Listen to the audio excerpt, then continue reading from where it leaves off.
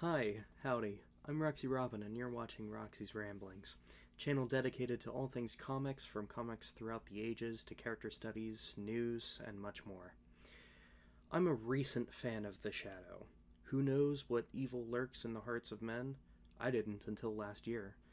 How I found The Shadow is a funny story for another time, but what's relevant is I'm new to the scene. I have read several books of his, but I'm no expert. That being said, I want to discuss one of the elements that makes me love the Shadow so much.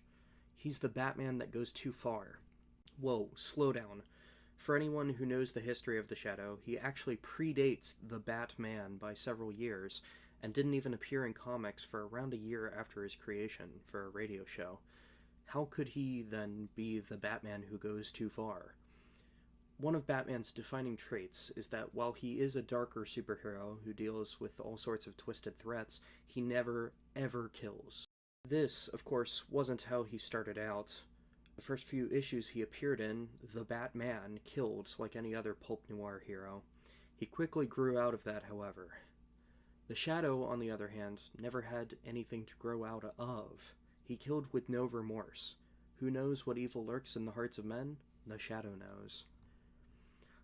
Unlike Batman, who is centered around redemption, both believing criminals can be rehabilitated and fighting crime to right the wrong of his parents' murder, as he sees it, the Shadow, while understanding the moral complexities of the world, hell, he lives in 1930s New York, opts to slay the unjust to protect the righteous. He is more effective and, dare I say, more competent than Batman for this reason. He isn't sloppy, however. If there's even a chance he could accidentally wound or kill an innocent, the Shadow won't take the shot and will deal with criminals in a manner necessary as to not harm the civilian, usually by drawing thugs out or scaring them away with his signature laugh. Never does the Shadow go on murderous rampages. He kills cleanly and precisely, and only the people he knows are evil, truly evil, with no chance at redemption. Batman believes everyone can be redeemed. For this reason, the two are fundamentally antithetical to each other, which fascinates me as they are so very similar outside of their ideologies. How does the Shadow know who's evil and who's good? Who is he to make that decision? Unlike Batman, the Shadow is supernatural, paranormal, mystical. He has superpowers, vague as they are, and in recent comics is shown to be able to see a person's character and judge accordingly. He has the power of a god, and such is something of a physical embodiment of justice. Judge, jury, and executioner all in one. While I'd never support that kind of power for one person in the real world, the Shadow has been shown time and time again to be a force of good, with no need for balancing or correction.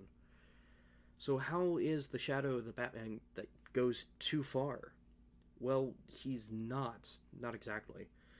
He's a stark contrast to Batman and shockingly murderous only if you subscribe wholeheartedly to Batman's point of view, that everyone, absolutely everyone, can be saved morally.